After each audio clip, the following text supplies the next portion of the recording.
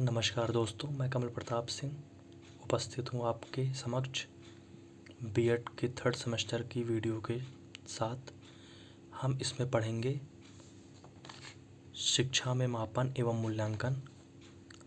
तो हम इसमें केवल इम्पोर्टेंट क्वेश्चन ही देखेंगे, उसके बाद जो डिटेल्स की वीडियो होगी अगर टाइम मिला तो बना देंगे, वरना इम्पोर्टेंट क्वेश्चन रहेंगे।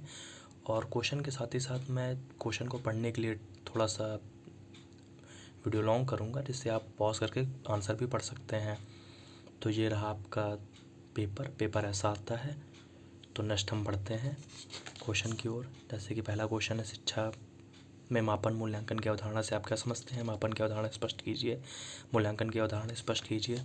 फिर नेक्स्ट क्वेश्चन, मापन और मूल्यांकन का क्या अर्थ होता है। शिक्षा के क्षेत्र में मापन और मूल्यांकन की आवश्यकता, मतलब मापन और मूल्यांकन क्या होता है, इन दोनों का अंतर बताना है। तो मूल्यांकन और मापन आप समझते ही हैं। मापन मतलब किसी चीज़ को मापना होता है, और मूल्यांकन मतलब होता है किसी चीज़ का आकलन करना, मतलब उसको कैटेगराइज करना। फिर शिक्षा में मापन और मूल्यांकन के प्रमुख कार्य के विशिष्ट उद्देश्यों की चर्चा करनी है। मापन और मूल्यांकन के प्रमुख कार्य क्या होते हैं, मूल्यांकन का प्रमुख कार्य क्या है, और मूल्यांकन के विशिष्ट उद्देश्य और महत्व को स्पष्ट करना है। तो ये इसका आंसर रहा। फिर हम मापन के स्तरों को विस्तारपूर्वक वर्णन पढ़ेंगे। शॉर्ट टिप्पणी रखनी है, टिप्पणी 1 minimum to minimum 1, maximum to maximum 3 आती हैं। नौपित मापन, क्रमित मापन, आंतरिक मापन, अनुपातिक मापन। उसके बाद अगला क्वेश्चन, शिक्षा व मूल्यांकन के क्या सिद्धांत है, मूल्यांकन में कैसे एक दूसरे से संबंधित है। तो सिद्धांत बताने मूल्यांकन के। फिर अगला चैप्टर है मूल्यांकन एवं तकनीकी एवं उपकरण। शिक्षा में मापन और मूल्यांकन की तकनीकी का वर्णन कीजिए।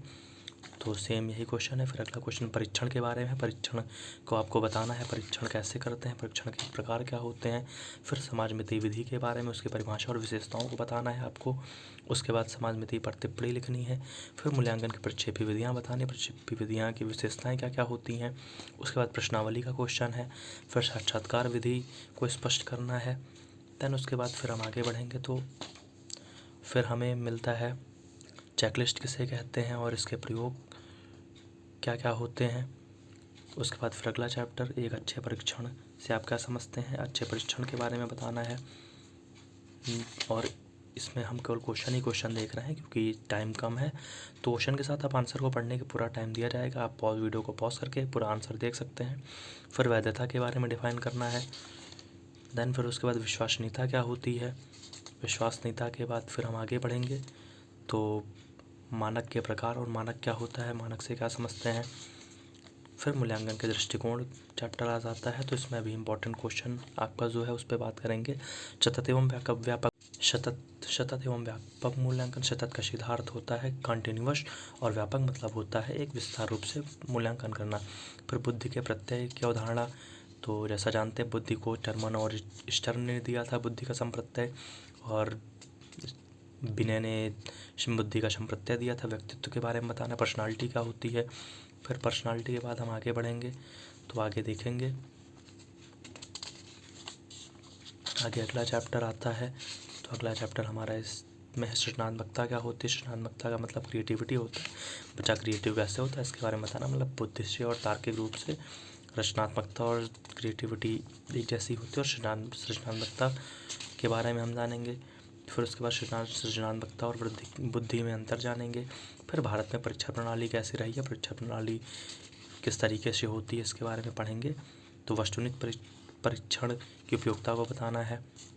देन उसके बाद फिर हम आगे देखेंगे तो आगे हमें कुछ न्यूमेरिकल्स मिल जाते हैं। न्यूमेरिकल्स में क्लियरली यही है कि मध्यमान ज्ञात करने की विधि है। तो न्यूमेरिकल को हम डीपली नहीं पढ़ेंगे क्योंकि आपको पता है न्यूमेरिकल में हम क्या ही पढ़ेंगे, उसमें तो क्वेश्चन सॉल्व करना रहता है। फार्मूला देखने के लिए मैं आपको प्रॉपरली टाइम दूंगा, आप वीडियो पॉज करके फार्मूले को देख सकते हैं।